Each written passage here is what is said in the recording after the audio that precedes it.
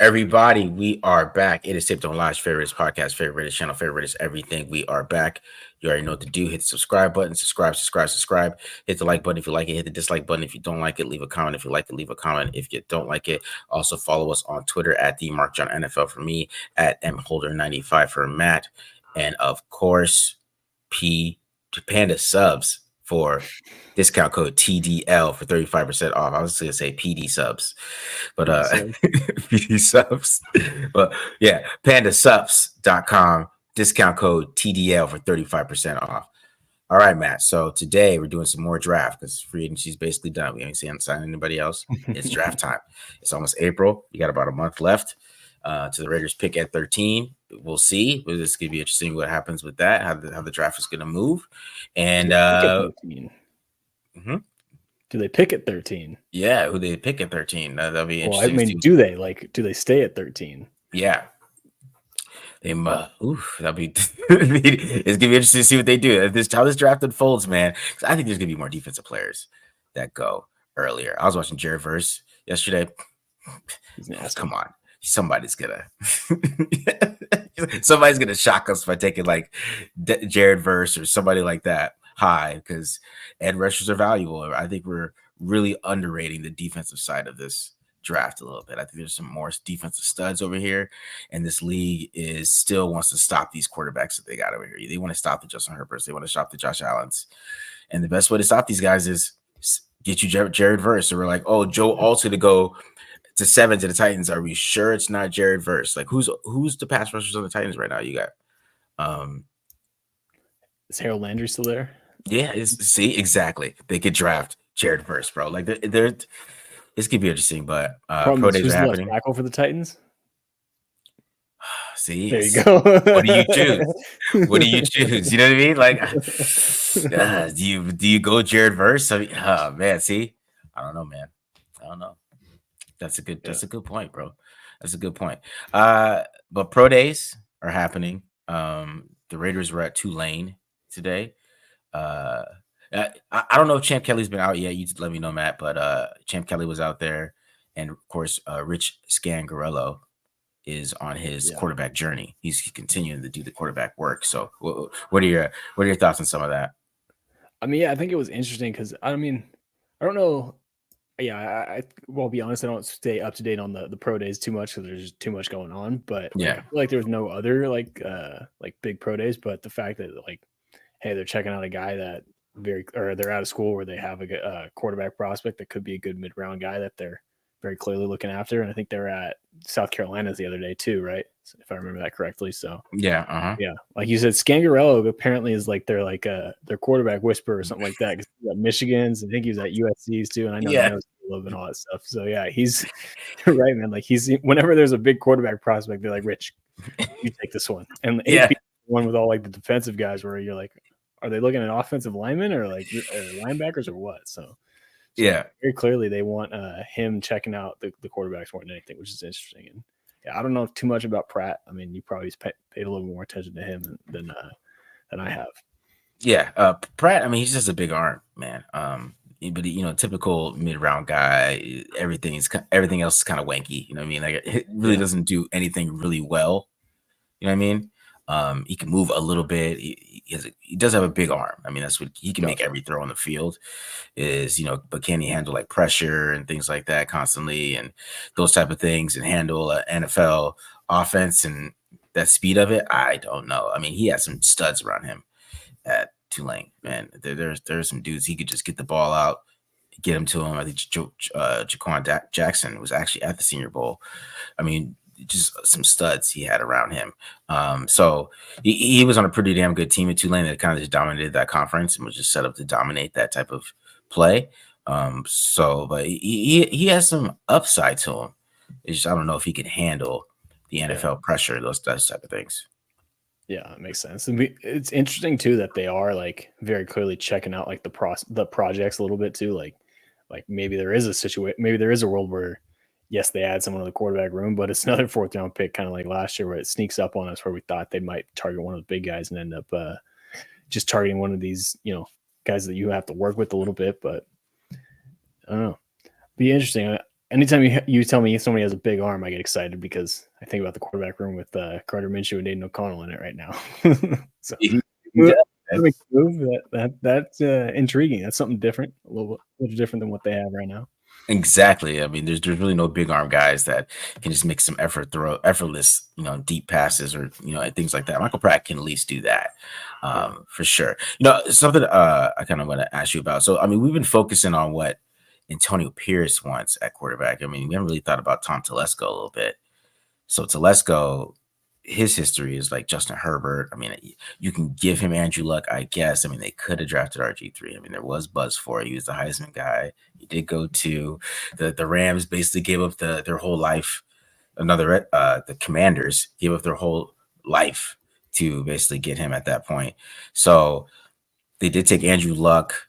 It's a kind of the bigger quarterback. So, I mean, is he looking at things? Because, just listen to AP talk about quarterbacks the other day. I know people got upset with some of the comments, but it also told me that he's watching defense. So, yeah, the whole like, oh, he's a winner. I'm like, this is not what we're exactly hoping for. But yeah, I can see where you're coming from. Like maybe Telesco's like, here, look, I've got Peyton Manning, I've got Andrew Luck, and I've got Justin Herbert on my resume. Let me take care of this one, AP. I got this one. But I think to your point, like I think the guy that like resembles them the most, just like skill set, stature, and everything, is the guy you're going to talk about today, Drake Maye. Yeah. Like I know some people have comped Drake Maye to Justin Herbert too, and it definitely has the arm talent, can move a little bit. I think Herbert was probably a little bit better with the whole pressure and all that kind of stuff, a little bit better and more refined than maybe Maye is right now, but he also had more experience than Maye does right now. So that would kind of be the guy I would circle if Telesco has a type that we're looking for. That would be the closest thing I think we have to it. I mean, it was interesting when he said that he had film ready for him. Like, I went in there and they had my good plays and my bad plays set up on some film. I know I've been to the combine 3 times. And I've heard quarterbacks talk about meetings. I never heard them talk about film. I don't know about you, Matt. That's what I'm saying. Maybe I'm wrong about that. But I thought that was super interesting with them. And then we're going to find out tomorrow. Tomorrow is going to be the big day. We got Washington and North Carolina. They are going to let us know. I mean, we could talk about like pro days doesn't matter that much, but I think where the coaches go matters. I mean, like Alabama is different. Everybody goes to Alabama. You know what I mean? Like that's you could be like, okay, who are they watching? But like when there's 2 different pro days, go there. I was gonna say you always go to Alabama just to keep up appearances because they have plenty of dudes, and you're at least, if you're not going there for those guys, you're going there for the crop that's coming up next year. So to at least introduce yourself and all that stuff. Exactly. So I mean, you go there to watch somebody, but Washington and North Carolina is different, right? I mean, there's some guys. There's Tess Walker. There's of course, Dunze and all those other guys are there too. But they're on the same day for a reason because they're usually not that big of pro days. Let's keep it real. So Alabama has like its own set day. Notre Dame has its own set day. Those type of things. Yeah. So who the Raiders go to? I mean, this gets to us a lot, man. Yeah. And I think too, like on top of that too, like who goes where, right? If AP's at one of those, and if AP and gets here, or excuse me, if AP and Telesco are at 1, probably a pretty good sign of who they're at. I don't think that's probably how they'll do it. That's not how I would do it. I would try and split them up to, at the very least, not get anybody on your scent, right? If you throw the GM and head coach at 1 pro day, then I think that's a pretty good sign of where you're trying to go. And I mean, so yeah, I think who goes and like what or how many people end up going to each one will be big. And I mean, apparently wherever Rich Scangarello ends up is going to be big too, because he's, again, a quarterback whisperer for some reasons. I guess he's the quarterback coach, but yeah, he's the guy that's on all these quarterback pro days. So yeah, he's in the background with his little paper, just doing this. He's just watching, taking notes. But I mean, they are in Louisiana right now, so I mean, they are closer to North Carolina. If Scangarello's in North Carolina, then I'm gonna be like, okay, that's interesting. Yeah, I mean, location wise, that make the most sense because he's on that Southern tour, like you said. Yeah, because I know Daryl Jeremiah is connecting to the Michael Penix, and Jeremiah was with the I think he does Chargers play-by-play. I don't know if it's Rams or Chargers. I'm not sure. I think it's Chargers. So I mean, maybe he might know something about what Telesco likes to, because Penix kind of has that build and that big old arm kind of type of thing too. I mean, he has a story at Utah that kind of changed my mind on him. So you're talking about that before the show, how I like convinced myself, but like I'm trying to finish these guys up. So I'm doing like more games, and he's just the story at Utah where like the guy hits his wrist, he just flicks it, it goes 30 yards. And like you're just like, I can work with that. You know what I mean? Those type of things are happening, right? And yeah, so I wonder if he might be the guy at 13 too, if you look at it that way. I mean, I definitely think it could, especially like if they try and trade up and kind of strike out, and those top four are off the board, which I think everyone assumes they will be, in just a matter of where. I think, like we talked about it a little bit last time, part of it would be the panic that sets in, a little bit, where if like, okay, these four quarterbacks are off the board, do I really want to sit around and wait? If I like this guy enough to take him in the second round, do I want to sit there and hope that he's still around and available for the taking? So I think Penix is definitely on the table at 13. I don't think they're going to have to trade up for him or anything like that, but a lot of options right now. And I think, it is it's a big dilemma right now. They're a big piece of the puzzle that we need to get figured out, because that kind of sets the tone for the rest of the draft, obviously. Yeah. I mean, there's also the possibility that, Telesco just takes the best player available. I mean, I think that's a big possibility that we're not going to be ready for. It's going to be a pick like that we like, but like people aren't going to like it. It won't fit a need or something like that. Yeah. Like taking Byron Murphy anyways, or something like that. That would piss people off. They'd be like, "We got Christian Wilkins," but like he took Derwin James for no reason. So yeah. Who'd they have at safety back then? Oh, I forgot. I remember they didn't like need it, but yeah, they. Then again, when you go back and look at Derwin James, and he plays all over the field, you can find a way to make it work. You know what I mean? But it's like, do I not take Derwin James? Like that's it. So he might do something like that. If Byron Murphy's there and he might be the top of the guy on the board, Byron Murphy might be playing defense tackle too. I mean, are you could really be mad about that on third down? You'll get over it week 2 on the third down when he's getting pressure, and then Wilkins is getting pressure, and then Kuntz is getting pressure, and they're all meeting at the quarterback. We'll forget. Yeah, that's true. You know what I mean?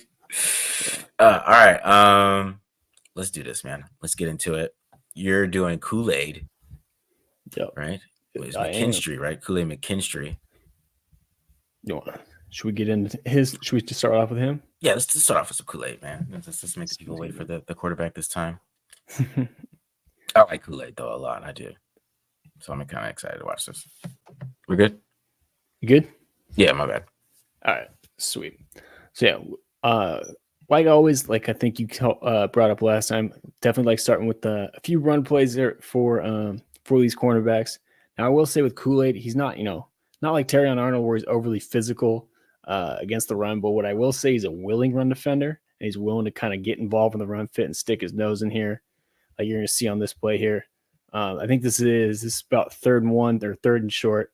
Georgia's going to run an outside zone, and then they're going to have their 2 wide receivers kind of crack block to try and pin the perimeter defenders in here. But what he does a great job of is reading it. Now, this receiver should probably end up just blocking him, and he doesn't. But I like too that he's like, willing to use his hands to take on blocks, like that kind of instinct, that natural inclination that I like to see about him. And then on top of it too, reads the play, puts himself in a perfect position. Now, my guy Terrion over here ends up making the play and doing a hell of a job taking on the block. That's why part of the reason why I love that guy so much. Good Lord. But at the end of the day, we've also got our other cornerback inside there too, coming in to clean it up. And I think that's something that, again, he's not, an overly powerful dude. He's not a guy like Terrion that's going to come in and set the edge like we saw a few weeks ago. But what he is going to do is he's going to be at least involved. And man, hats have the battle when you're a cornerback, is especially as prospect is this guy willing to stick his nose in and willing to be involved in the run hit and run fit and be aggressive? So, going to go back in the time machine a little bit. This can be 2022 season against Texas here. Same kind of deal. Again, he's not going to take on either of these offensive linemen, obviously, but uses speed, reads the run play quickly, is able to get involved and make the play in the backfield, which for a cornerback, again, man, that's all you can ask for. A little bit different rep here. Actually going to blitz him, which they didn't do much last year. Ends up getting a pressure here and like this too, like running back obviously sees him late. but kind of just takes that bump and runs with it. Nice little rip move. That was almost too natural for a corner. You can see a good angle of it here. Like rips right through that. Go get a pressure. Like still staying in 2022. One thing I'm curious, Marcus, I know you've watched Kool-Aid a little bit too. Gonna be up here at the top of the screen.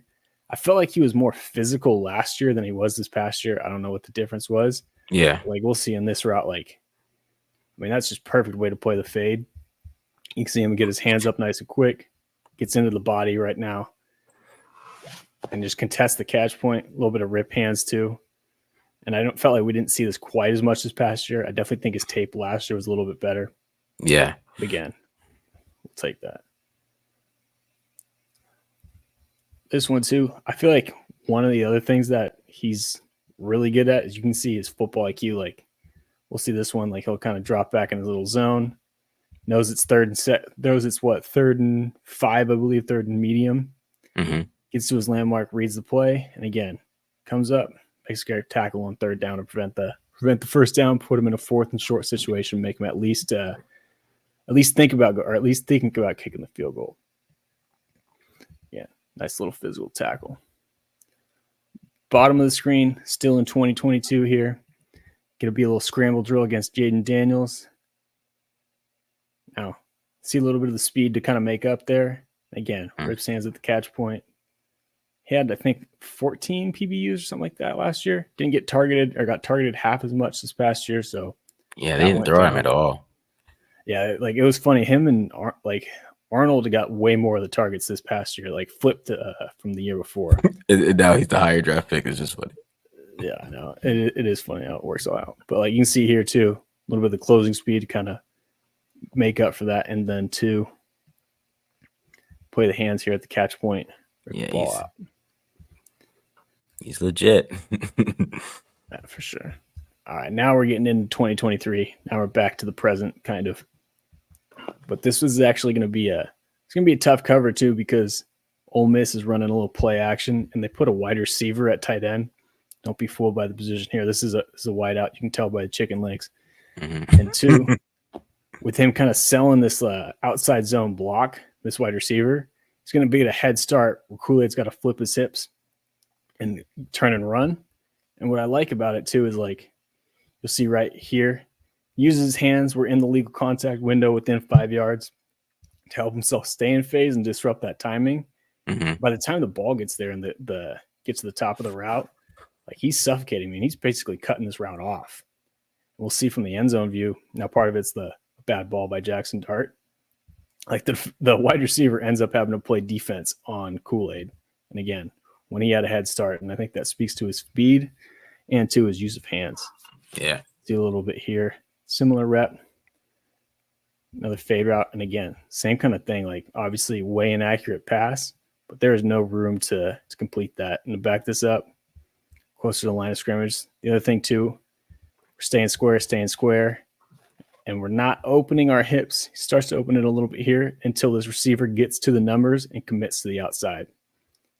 Same thing, uses his hands, gets a little physical, force that guy wide. We'll see it from the end zone view here. I mean, like, there is no room to complete this. Like, if this ball is even dropped in the bucket, he's ripping the hands out and making that play on the ball. So that's definitely something I think stands out about his film. Definitely keeps himself in a good position, has some good ball skills and whatnot. Now, this rep might be one of my favorite because I think it really shows off his football IQ and his route recognition. No, I love this one. Oh yeah, I saw it. I got the retweet. I saw the retweet from you. Appreciate the support there. But yeah, for starters, we got the bunch set, which is always a difficult cover, especially in man coverage, because these guys can switch release and all that stuff, and comes a muddied look for the cornerback. So you got to stay disciplined. Reads the release, and I mean, like, this to me was like, I feel like right here he goes, "Oh, I've seen this before," because if you watch, he is making the cut on this dig route before the wide receiver is. And that allows him to undercut it. Now, this needs to be a pick, and he knows it. Like, you can tell by his reaction after it. He's just sitting there lying on the ground. But at the end of the day, we'll take PBUs on third down every day of the week. View of it from the end zone view. Like that is perfect. What wide receiver is that against? Ole Miss has some studs over there. So, number is that 11? Yeah, I mean, there's some other I think dudes. it's number 11. Yeah, same guy as earlier. So again, too great use of hands too. He's a stud, man. And he has a bunch of reps like this too, where he kind of just you can tell he's smart and he knows what's coming. This is another good example too. Get a little another one that should have been picked. I love this one. Yeah, but again, not quite. But what I like too is like if you watch this pre-snap, like because of this motion, Bama's going to roll from 2 high to 1 high coverage, so the coverage is changing. And on the fly, he's now reading the release of Brock Bowers, the all-world tight end from Georgia. He's got his eyes on there. Sees Bowers hits the curl, immediately takes his eyes back to Carson Beck and says, hey, Beck's eyeing this post down here at the top of the screen. And Arnold's kind of got lost a step on him. So instead of just, sitting here and covering grass, he's going to go help his teammate out, go get another TBU. The end zone view. This is my favorite angle of this too, because you can really see. I know. It's kind of like that. Kind of like that Jalen Johnson rep we watched earlier, but yeah, like again, he didn't jump at the combine because he had that foot injury. But like to back this up, like to get up and get this, dude's got ups. Like this is because to me, like when I watch this play, like this is a good read by Carson Beck. He's just not expecting Kool-Aid to make that freakish play with his own eyes. Like if you watch it and you even watch what Carson Beck tries to hold Kool-Aid, but Kool-Aid just keeps drifting. He knows what's coming. He knows the post is on the other side. It doesn't matter. Exactly. And like I watched the rep like this, and I mean I think he's a fine corner. I think you keep him at corner, but I'm like almost wondering, I'm like, can this guy play safety? Because again, this is a quick read where he's again eyeing Bowers for most of the route, then just gets his eyes right back, which great eye discipline. And I mean, that's a safety-esque play right there.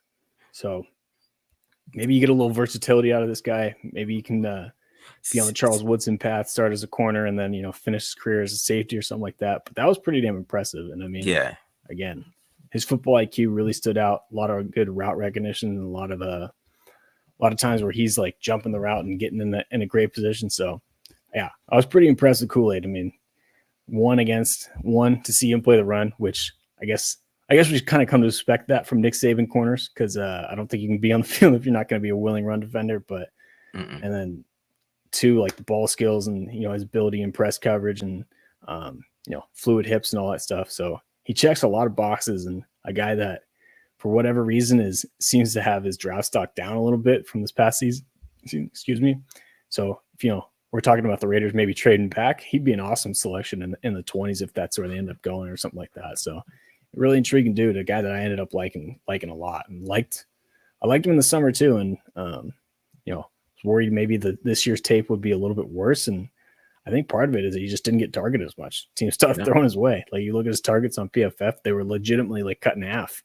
And he only has a career completion percentage under 50%. It's like 47%, something like that, which is pretty damn good, especially in that conference.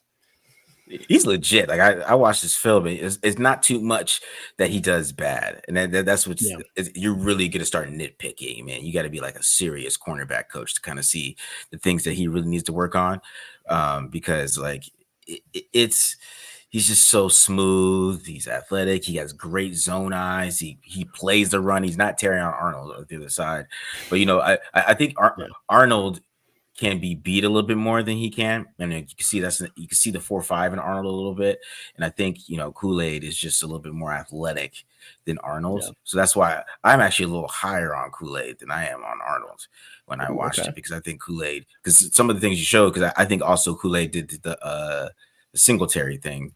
I said his name, Derek Stingley, right?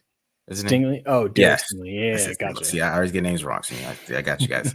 I already get one wrong a day. So him, he had this awesome like freshman year, and then he kind of got injured. He got like faded off. Everybody was kind of off him. Then he had this crazy pro day, and he ended up going 3 anyways. So I think Kool-Aid might have that type of rise too, when people just go back to the tape and they're like, "Oh, okay, yeah, I see where I'm missing because that play at Georgia is crazy, bro. Like that's not a bad read by Carson Beck. He read that right. He understood. He's supposed to play the. He's supposed to go to the curl. Open. Just the other corner wasn't supposed to be there. He's supposed to play the curl, coach. Yeah. Hey, that's why you don't assume. See, that's Carson Beck. That's why he went back. But yeah, I really like Kool-Aid. I'm a big fan. So I mean, there's some good corners. It's just when you get, I finally got to the point of guys who get beat all the time. So, it took me a while though. So there's some good corners you can get in the second round. I think you can get some good guys, but I mean, at Kool-Aid, I don't see it. There's no way the NFL and defensive coaches watch him and like, you know what? Yeah, Arnold might go first because Arnold's just a more impressive guy. I think he's just more of a stand-up guy, and he also you could move Arnold inside, and he's the best slot. Yeah, corner. I think Arnold's definitely more versatile, and I feel like Arnold might be a little bit quicker. I mean, Kool-Aid, unfortunately, because of the foot injury, we didn't get to see him run at the combine, but like Kool-Aid might have a little bit more long speed, but I feel like Arnold's a little bit quicker and a little bit more versatile. And again, play against the run a little bit. But I have to say, I got to say it. So we drinking the Kool-Aid? Yeah, a little bit. Yes, we are. Yeah, we're drinking. Preferably red for me. That's what I did. All right. What was I saying? Yeah, but Arnold, maybe he was getting worked by Ladd McConkey. I guess that's what I kind of when I was watching him. But Ladd McConkey can run routes, man. That's a guy at 44. Yeah. Just a sneaky guy, man. The Rays County wide receiver, that's a dude. I don't know if he make it that far because that guy he'll work you, man. That's Cooper Kupp right there, and that's me, doing the usual comps, but a little more West. I think he's a little more Wes Welker. Maybe because he's bigger. He's a bigger guy, so he's not really a slot to me. And but he had Terron Arnold spinning in circles. That dude is ridiculous with the route running, bro. It's different, bro. He is nice. So, he's like if Cooper Kupp and Adam Thielen had a baby. That's Ladd McConkey. I even thought this is a rant. Sorry, but he just caught me on tape when I was watching both these guys. But when he at the combine, I was like, oh, he's doing those little shifty moves and stuff. He's kind of like Hunter Renfrow at the combine before, like Adam Isabella. But then I saw it on tape against top level competition. I was like, oh, okay, man. All right. Anyways, let's get some Drake, man, guys. I'm ranting about Ladd McConkey. I really like him though. Got Marcus on a Ladd McConkey rant. I just watching the SEC quarter. He just be working the guy. I'd be like, God damn, man. Wow. I'm gonna start positive, but this is about 4 minutes of positivity, and about 2 minutes we're gonna get into why the NFL doesn't like him. We're gonna show you why everybody else sees the potential we have here. So when he has his feet set and his feet are good, you even see it here a little bit. Do it real quick. His feet are set; they don't come close together. Good base. He throws a good ball, and he has a great release. And this is what you can get if you can get the top level out of him. I'm going to show all the stuff you can get if you can get top level Drake May here, right? Play action, good base there. Bam, right on the money. I don't even know if this, because you talk about maybe this guy fell, but I don't know why he fell here. I mean, maybe the ball just took him out too much. Too much heat on it. All right, too much heat. But he, like I said, he throws a great football. So see here on this one, he's going to get a dig route. The safety's the linebacker's going to open up.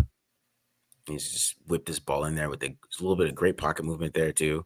So I mean, his pocket presence isn't bad. It's just when he starts to have to rush his process a little bit, that's when his feet get a little messed up. But his natural pocket presence isn't awful, right? So step up in the pocket.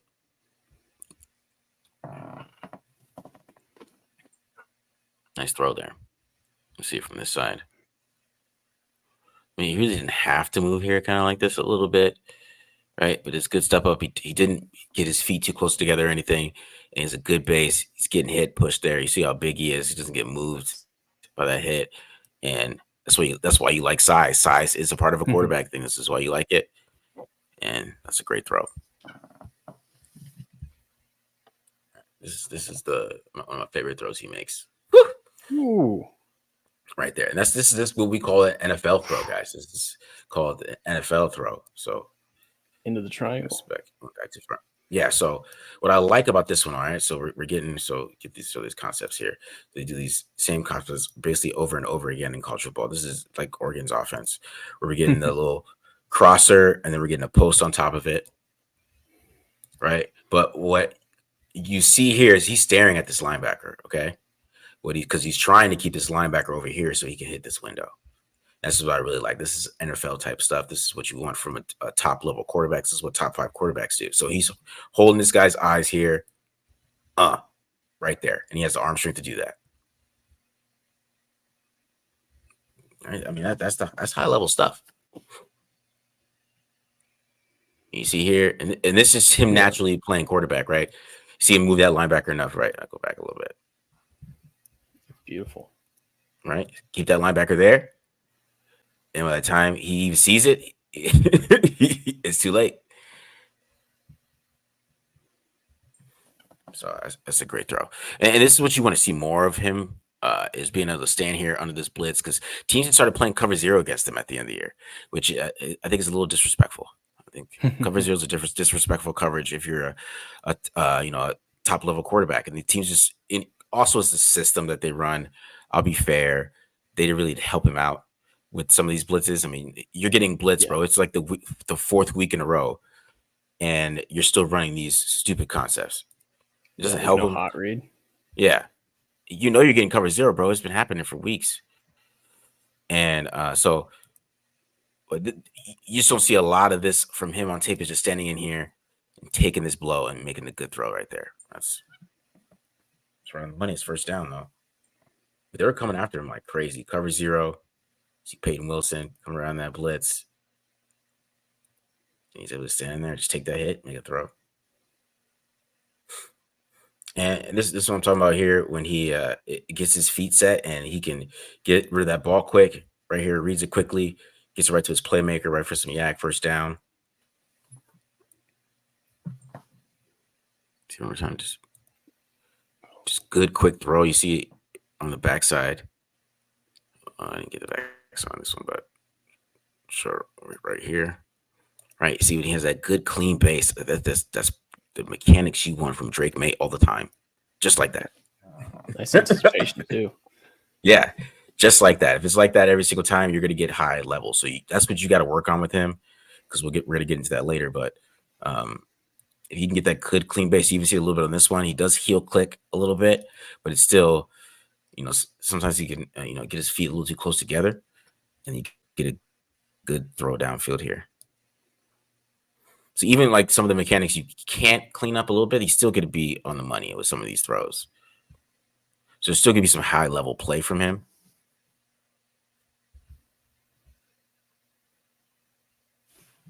And I mean, he has the size too. That's why, Tom Telesco might really like this guy. Right? He might really like him. I mean, I will say, like, a lot of what you've, I feel like a lot of what you said can be said about Herbert coming out of Oregon. Like the offense being bad, like him having a lot of, that's why they're comparing him. But that's also why I think people are ignoring his flaws, because they don't want to miss on Herbert again. All right.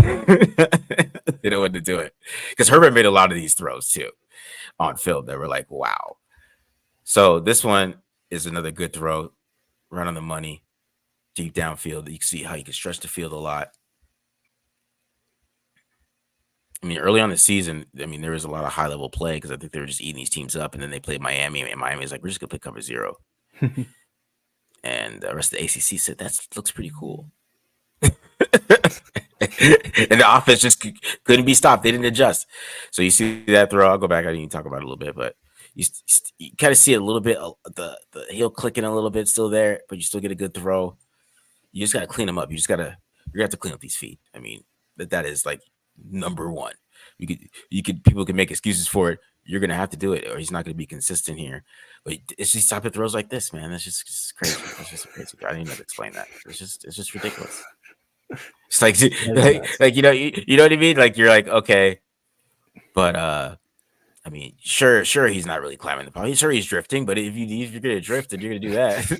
If you can drift and throw it on a line for 40 yards, yeah, you can get away with it. You know what I mean? Boy, it's just, I mean, you know, it's just, yeah, he was. I can see what you're talking about with the pocket. Like he was quick to leave this pocket. I mean, I know he had a free rusher, but yeah, like he felt the pressure already coming. He's already yeah, reacting to it. It's not close to him. no. That's. But god damn. Yeah, exactly. You know what I mean? It's like good lord. And here's another one of him out of the pocket. What I really like about this one is how he sets the protections here, which he does a lot. He does set protections, which I is pretty impressive.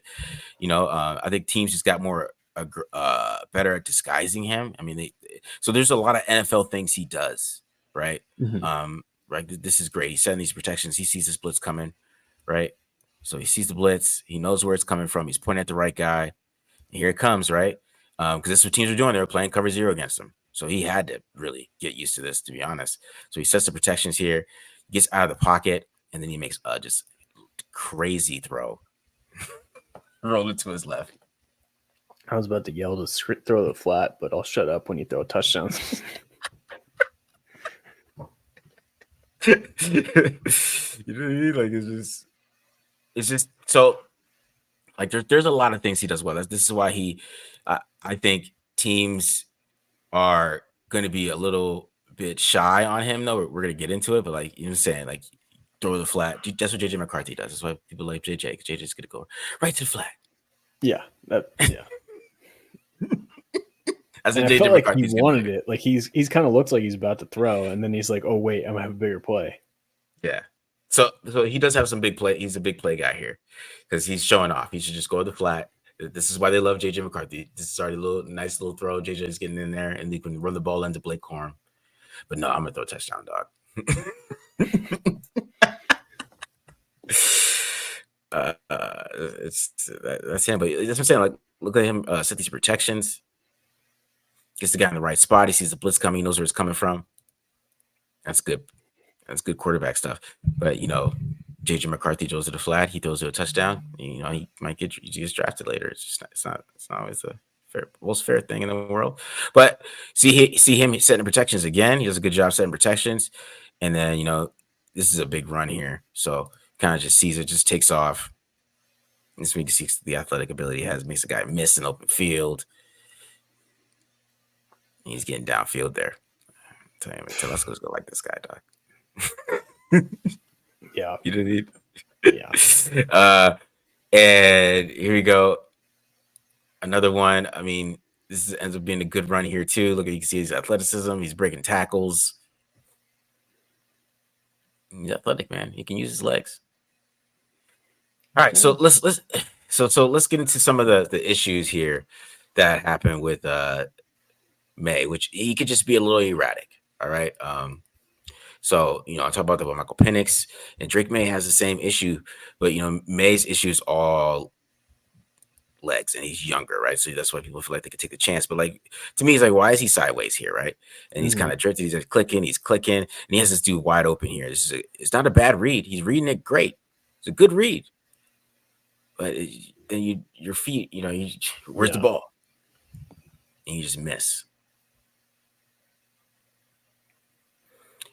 Like, I mean, and when you drift like this, I mean, things can hurt the offensive line and stuff like that. So you kind of see it. I mean, his feet are just all over the place, and he's just clicking, and he tries to make a good throw. He ends up, bringing more pressure than he should have. Because if he just stays in his spot right here, let's just say he stays here, he just waits for that to open up. Yeah. Yeah, he kind of screwed his guard there. I mean, the guard didn't have great control of the block, but if he just stayed where he's at or even just took a step to his right, he probably would have had a better chance. Yeah. And then, just missing the easy ones, and it all comes to him like getting bouncy here in the pocket. So kind of watch, just bouncing, bad throw. So, I mean, when you get bouncy like this, he's bouncing, he's on his toes.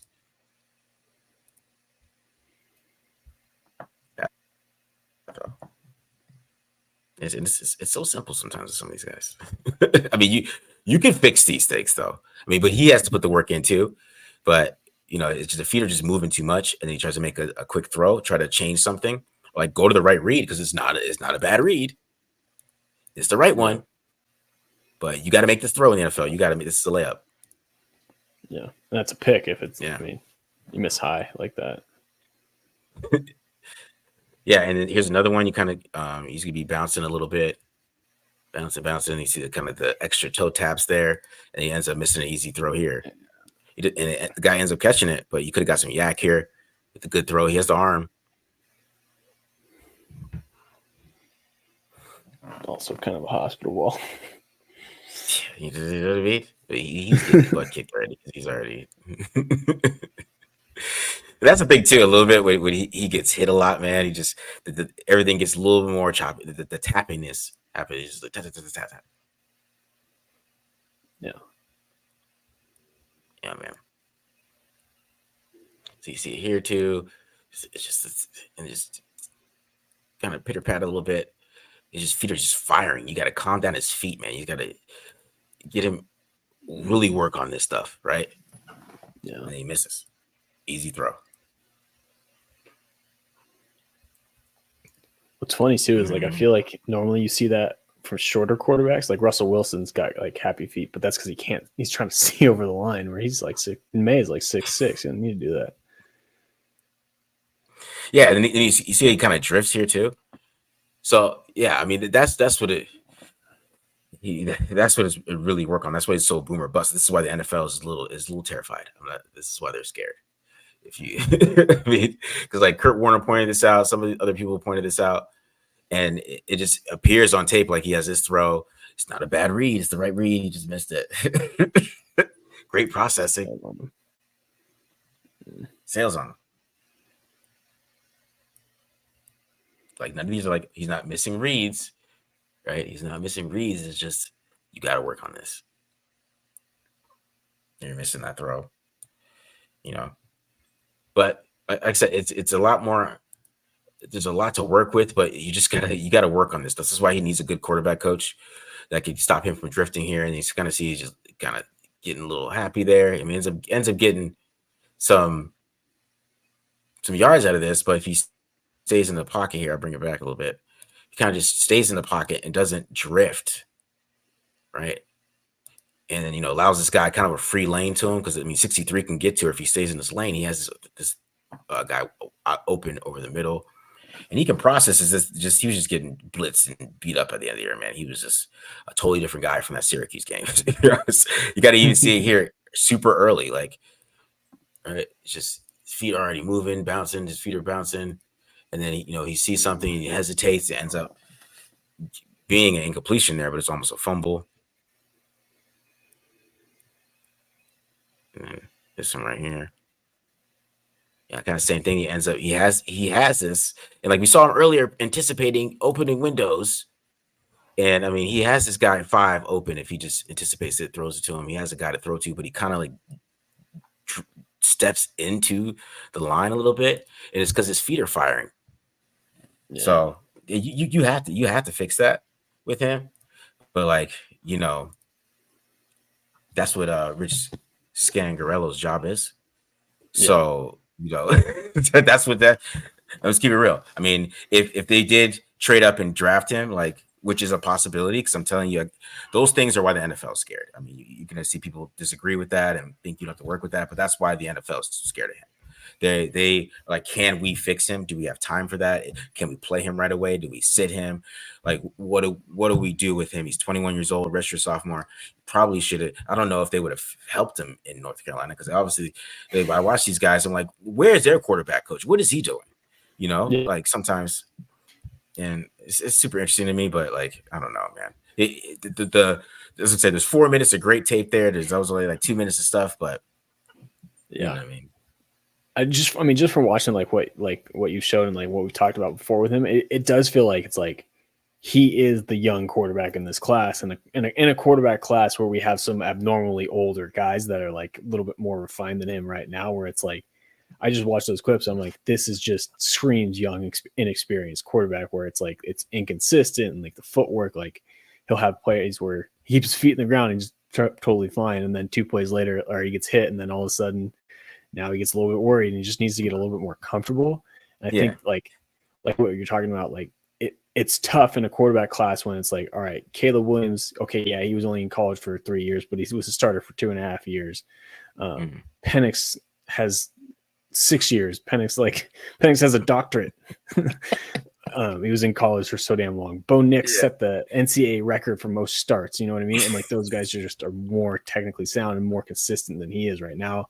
The only guy, and I think after the national championship run, I think JJ McCarthy actually has more starts than Drake May. So it's like that's the tough line to be in, where like I can see what you're saying of like, if I need a quarterback right now and I need a guy that's going to be able to come in and start, like I can see where you're talking about of like them getting scared of Drake May and being like, well, this guy I'm going to have to work with. Like that's why I think like pretty much like with the Bears, like especially like it's like, all right, here are these 2 guys that are both really good talents, but I'm more confident right now that Caleb Williams can be the starter, and I'm mad at Eberflus, and my job's on the line. I'm not waiting around for this kid from North Carolina to figure it out.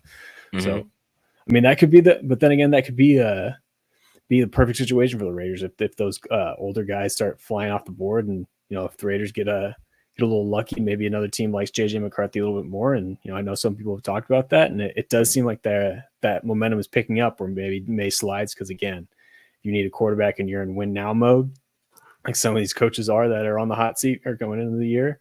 Maybe they don't want to trust that guy, and the Raiders are in a situation where they already have 2 guys that have starts under their belt, and if need be, Drake May can sit for a year or half a year, whatever it be, and it could be a great destination for him. And just like you said, cleaning up those footwork and getting a little bit more comfortable and more consistent, I think he could be a hell of a player, because as we saw, the arm talent is there, man.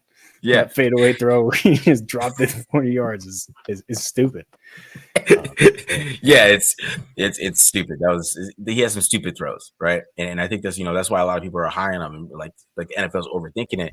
It's not that the NFL's overthinking it. I think CJ Stroud really kind of broke the mold of redshirt sophomores being good. And I always talk about this. Historically, they're not good, right? Yeah. And it is because they're 20 years old or 21 years old. Sam Darnold was like 20 years old coming in to the NFL. He turned 21 like during the season or something crazy like that. And he's out there playing NFL football. Like, yeah, he might be good, right? And Jameis Winston is out there throwing picks like crazy, and and these guys, you get to have like a guy like JJ McCarthy. He might be a little bit more mature, and have that kind of that head on the shoulders type of stuff, and throws the flat route.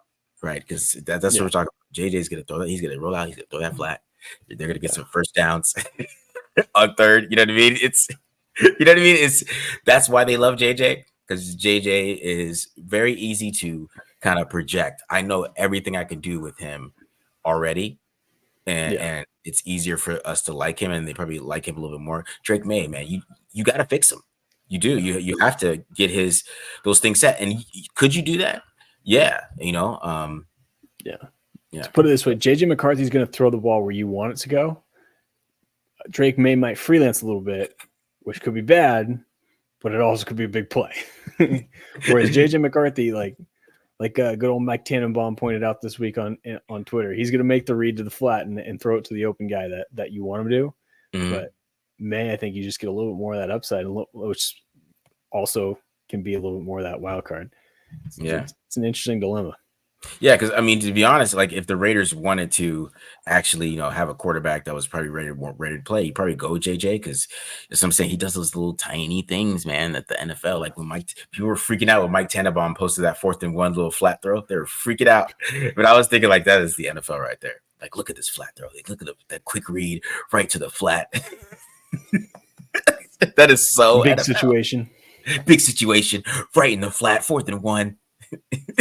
The thing is, I can also trust that maybe I can coach that into Drake May. I don't know if I can. I mean, JJ McCarthy, like that's the thing is like I feel like JJ McCarthy gets the game manager label slapped on him because like that's kind of how he plays. But like you watch his tape. I mean, I broke it down, I guess about a month ago now. Like he doesn't have a game manager arm. I'll say that. Like I still think he kind of has a few things to work on. It's just as far as like technically sound. Like I feel like McCarthy's issue is more when he has to get past his first read. When you say, "Hey, throw it here," and that's not open, then it doesn't quite work out as well. And I think he stares down his guys a little bit more. But yeah, like it is an interesting dilemma of like, is McCarthy the game manager with the big arm, which kind of like that's kind of what you hope for a little bit, or is he the guy that is only going to be able to do it, or is it going to be the only guy that can't improv in this class, where as Drake May can for sure? Yeah, with Drake May is just if you can fix the feet, man. If you can fix the feet, I was talking about that with Jordan Travis, but I think you see the size and like the level of prospect that Drake May is, and that's why people are so excited about him. And people don't want to miss on Justin Herbert again. I get it, you guys. Everybody miss on Justin Herbert. See, because to me, I think people just ignored those big throws because Justin Herbert has this throw on Oregon against Washington on that film where he's getting like smashed right in the stomach. I don't know if you probably remember this story. He's getting smashed in the stomach. That ball went in the line like 40 yards. Yeah, it was on the was it on the flea flicker? Is that the one? Yeah, I think I know exactly the throw you're talking about. And I remember Justin Herbert when he came out. I texted my brother as a freshman. I'm like, this dude's going to be drafted number 1. Look at this guy. So he's always been a freak like that, and he's always kind of had that buzz, But Herbert played all 4 years, so we got to really, really dissect him by the time he came out. But I think that actually benefited him though, because he could have came out as a sophomore. That dude he would have went super high in the draft back then because I think his buzz was a little higher, and then he played more, and then he got a worse offense, but the maturity helped him come in. He was just right there. So I'm Raiders fans probably hate that my Herbert appreciation there, but it's just I'm trying to make the parallels here with him and Drake May though. But I don't know. No, I mean I can see it. Like you watch like those two guys play, especially like going back and like thinking about Justin Herbert's games. Like there's a lot of similarities, and including the fact that like they are the same build and they even wear the same number. Like there's a lot to like connect the dots there. I just think like you're saying, like Herbert again staying in college longer. I think he stayed till his senior year. That's right. He went to Senior Bowl. Yeah, Herbert was a starter for 3.5 years, something like that. Like he played like a lot more football and was just more ready to go than I think Drake May necessarily is right now. So yeah, it's interesting, but a lot of similarities between those two guys. That's for sure. Yeah, man. All right. So I hope you guys enjoyed this episode. Kind of just deep diving into Kool-Aid McKinstry and Drake May. Trying to see, doing some more quarterbacks here. I know people wants to do some Michael Pratt. We got the Bo Nix. It's up for the members, but I'm gonna get it up for you guys for the non-members too. So watch some Bo Nix because Antonio Pierce said he has 61 starts, man. So it's so funny. I'm sorry. It's just so funny how he's just watching Terry on Arnold. So subscribe. Right here, guys. Peace.